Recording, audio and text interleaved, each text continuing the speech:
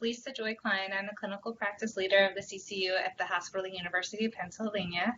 I'm going to give a brief overview on intra-abdominal pressure monitoring and a demonstration of the intra-abdominal pressure monitoring system from BARD, which we're currently using. So I'm going to make an attempt here. Bear with me to share my screen.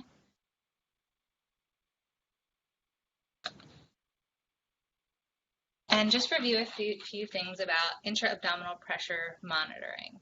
So intra-abdominal pressure monitoring is something that you may be asked to do as a nurse in the ICU, and this can actually span across many disciplines: surgical, medical, cardiovascular, and you will see why shortly. So there are a few ways which you could have an effect on the intra-abdominal pressure of someone. And a lot of people think it's direct trauma to the abdominopelvic region, which is absolutely one reason why you may have a problem there. But just in general, when you are critically ill and in shock and you are given fluid resuscitation, there is a chance that these fluids may not be held in the correct space, as most of us have experienced. So besides to this third spacing or edema that we're very comfortable with talking about as far as our extremities and dependent edema, can also be a degree of this third spacing that goes on in the GI tract too. So this can lead to intra-abdominal pressure because of the edema that develops in the bowels. So once you have some bowel edema, you can have ischemia and necrosis. It can increase the fluid in the abdominal cavity, which would lead to some compression on the other organs of that cavity. For example, compression of the vena cava would cause reduced blood return to the heart and thus reduced cardiac output. Can also affect the kidneys by decreasing the blood flow to the kidneys. So increasing venous congestion and decrease urine output, leading to renal failure. And then also, we mentioned reduced cardiac output, false elevations in CVP and wedges, and then also can affect the lungs, barotrauma, hypercarbia, and hypoxia, and also the brain, causing intracranial pressures, increased intracranial pressures. So basically, we have a multi-system organ failure that can be attributed to intra-abdominal hypertension. So there is absolutely a value if you suspect that your patient is experiencing that they look like their abdominal cavity is swelling, they have an increased abdominal circumference, and there's concern. So intra-abdominal hypertension is defined as sustained or repeated pathologic elevation of the intra-abdominal pressures that's equal to or greater than 12 millimeters of mercury. There is a grading of severity, but really anything that's over 5 to 7 in a patient who is critically ill is reportable. What people are mostly concerned about is abdominal compartment syndrome. Abdominal compartment syndrome is defined as an intra-abdominal pressure equal to or greater than 20 millimeters of mercury, associated with also new organ dysfunction or failure. So you can have 3 different categories of this. Primary abdominal compartment syndrome, which is associated with injury or disease of the abdominopelvic region. Sorry for that typo. Secondary ACS is associated with disease outside of the abdominopelvic region, such as sepsis, burns, fluid resuscitation, and there's also recurrent, which develops after medical or surgical treatment of the primary or the secondary abdominal compartment syndrome. So this chart reviews very nicely the effect on every organ: cardiovascular, pulmonary, renal, gastrointestinal, hepatic, central nervous system. If they've been asked to take a reading, there are some contraindications to remember. The first being bladder trauma or neurogenic bladder doesn't usually lead to good outcomes. Also, you have to place an indwelling urinary Foley catheter. So anything that would preclude you from doing that, and also, as most of us know, there's a risk to having an indwelling urinary catheter. So taking in mind all of the risks and benefits of this number, why do you need this number, what are you going to do with this information, and then what is the risk? So once you're all comfortable with that, you would be inserting a indwelling urinary catheter and then setting up this monitoring device. So from BARD, this is the system. This is how it looks in the container. It is sterile. There's not everything that you need is in this case though. So this is an important thing to mention. You'll need a saline bag. And if you're only gonna do intra-abdominal pressure monitoring once or twice or just a couple times, a 500 cc bag will do. But if you're suspecting that you're going to need to do serial readings, you can grab a liter. An IV pole, a single pressure transducer pack and the associated cables, obviously, and the catheter. So this is just a list of what you're going to do basically, and I'm going to demonstrate it rather than just read it out to you here. At the bottom of this screen on this PowerPoint, there is a video that you can click on. This is actually from BD, the company, that is going to go through the same thing that I'm going to go through now, but I'm going to use specifically hub products so that it might be easier for hub nurses to understand it. But I will say that the video is extremely valuable. There's also a infographic on the actual container that tells you the steps if you just need a refresher. And then remembering that the transducer, you can have it right on the bed or mounted on the pole. It should be at the level of the patient's iliac crest, mid-axillary line, right around where you would think the bladder would be. And then just to remember also, you are clamping the urinary drainage system to do this. So when you're done, remember to unclamp it, obviously. It is best done in the supine position. If your patient can lay flat, that's great. If they cannot, 20, 45, 30 degrees, whatever they can do is sufficient. You're going to instill 25 mLs of saline when you do shoot the output and record just the same way you would record on the monitor a CVP. And then with your waveform, you want to allow the system a few seconds to equilibrate. The pressure should be taken at end expiration. And this reading will last for about 2 minutes before the number will start to decrease again. If you instill the 25 milliliters of saline into the bladder and take the reading, and the reading starts at one number and continues to just very steadily drift down to 0, that is not accurate. That means there's something wrong with your setup, something might be leaking, and that do not take that reading because it will indeed go up high and start to come down, but it will level off and it will give you a sustained reading for about 2 minutes before it drops any further down. So that number that it hovers around that time of 2 minutes, that's your number that you want to report. Remember, as many times as you do this, every time you do it, you're going to take credit for the 25 cc's of saline. It is going to go back into the urinary drainage bag, but you do not want to take credit for it as urine output. So make sure you're subtracting that from your next urine output. Again, here's the link to the video, to Elsevier, and to our policy. So I'm going to stop sharing now, and I'm going to do a demo as best I can here. I am in front of the computer, and I also have a device, a phone. If I need to grab it and show you something close up, I will do that. So this is the BARD system. As I told you, there's an infographic here that just has the steps: step 1, assembly; step 2, priming, and then actually measuring. So that's a really helpful reminder if you already know what you're doing. So, and then I'll flip it over. This is the same as the picture. This is the contents of the packaging.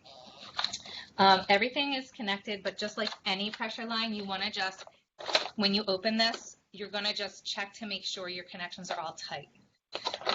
There's sterile gloves in here. There is a urinary stat seal to mount on the patient's leg if it's not already stabilized. And everything else should be included. There's a manual with the full IFU if you care to take a look at that as well. So I already have a kit open. And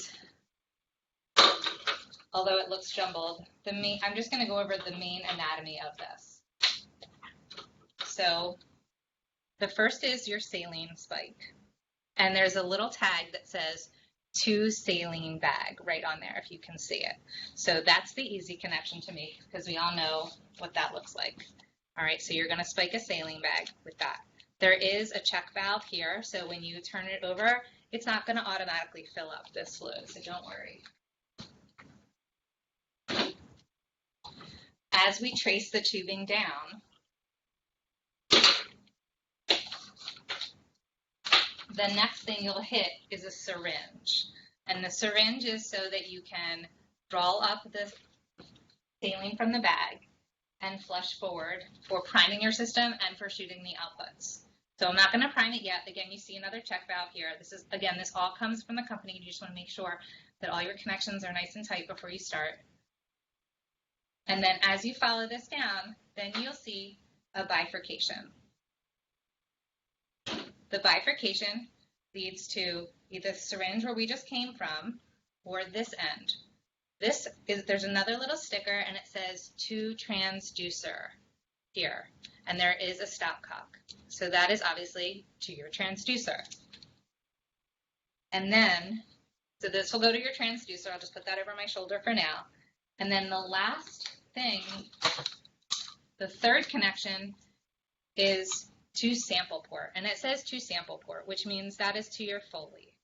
Okay, it comes with a yellow sterile dead end on it, and the only other piece of this is a clamp system. So obviously the clamp system, you can see the Foley tubing goes right in here, and then when you go like that, there's a little lever that comes up when you make this 90 degrees, which occludes the Foley so it's not draining, and you're on green, not orange, and it says sample IABP. When you're done, you're going to take it back to the horizontal position where it's open and draining in the green. Okay, so those are the pieces. The next important piece of equipment is your single transducer pack. So when you open your single transducer pack, we know there's a lot of pieces of this equipment, but what you're going to do is you really only need the transducer piece. So I'm going to put my fingers right on the transducer and pull this out. Okay, so normally this is the transducer, and this part would go to your patient's A line or whatever other pressure line you're monitoring. You're not going to need that, so you're going to unscrew this piece, and you don't need that. Okay, so then you have this left. This is the part where you're getting your flush from. You actually don't need that either, so you're just going to disconnect this. If for some reason you leave the flush piece on accidentally, it's completely fine, but what you will need to do is when you're priming, you're actually going to have to push for a flush. So that's the difference on that. But let's just get rid of it to eliminate some confusion. And then you're going to need something.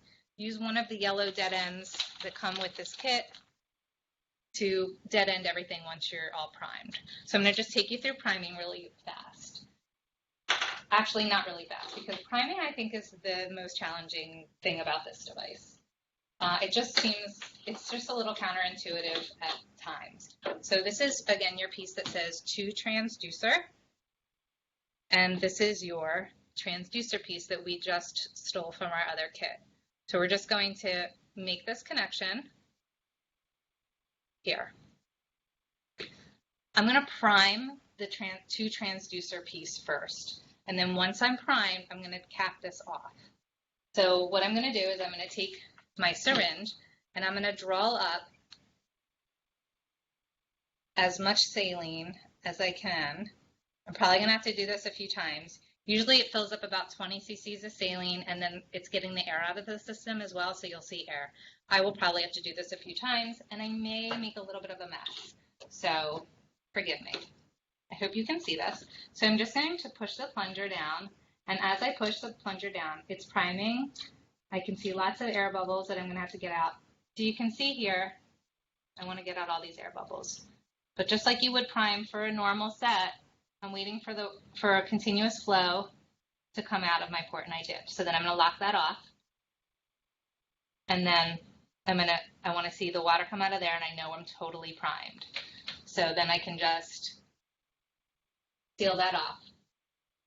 or I can just close off my stopcock. So I'm just going to grab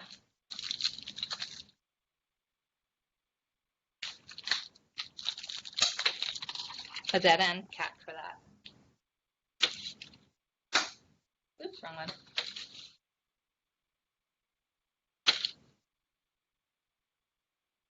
Nope. One more try.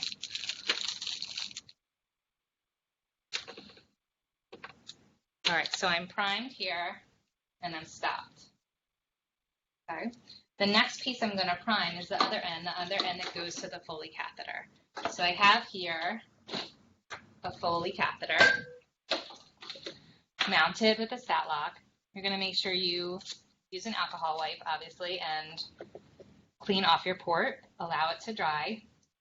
While it's drying, you're going to, again, pull back the 20 cc's.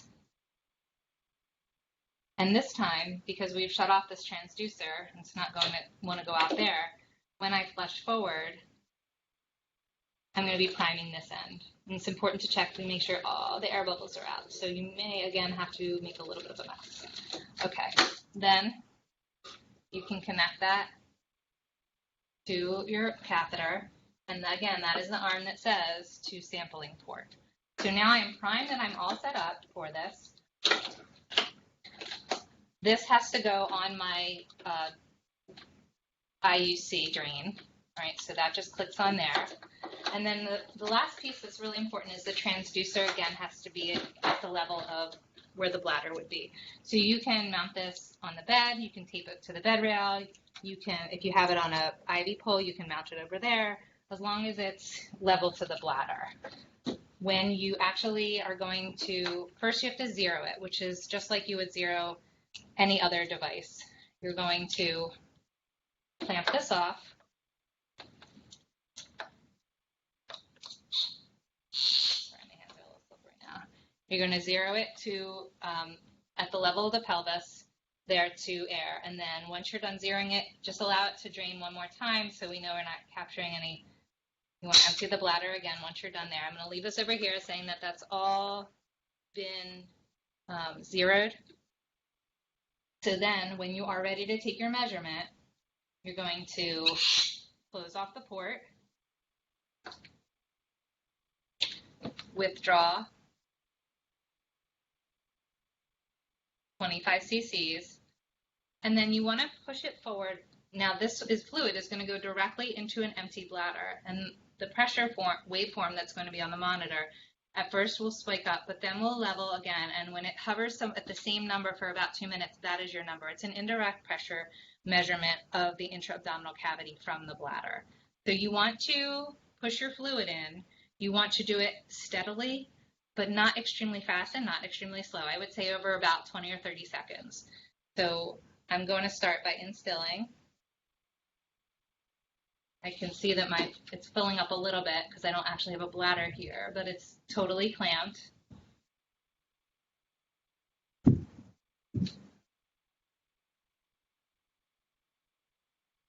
Okay, so I have my 25 cc's in now, and I would be waiting and watching my waveform. Then once it's settled on a number, I would know that that's my number to report. And then once I got my number, that would be it. And I would subtract 25 cc's from my output, open up the drain clamp, and allow that to drain into the Foley bag. And that's pretty much it. You can keep the system connected if you're going to do serial ones, or you can disconnect it. Just please remember, anywhere there's an open stopcock or port, to use the red or green or the corresponding Kuros caps, and when you are going to do it again, make sure you're swabbing all the connections with isopropyl alcohol or whatever else you're using for disinfectant. So I hope that was helpful. It seems like very straightforward, but once you open the kit, it's a little bit overwhelming.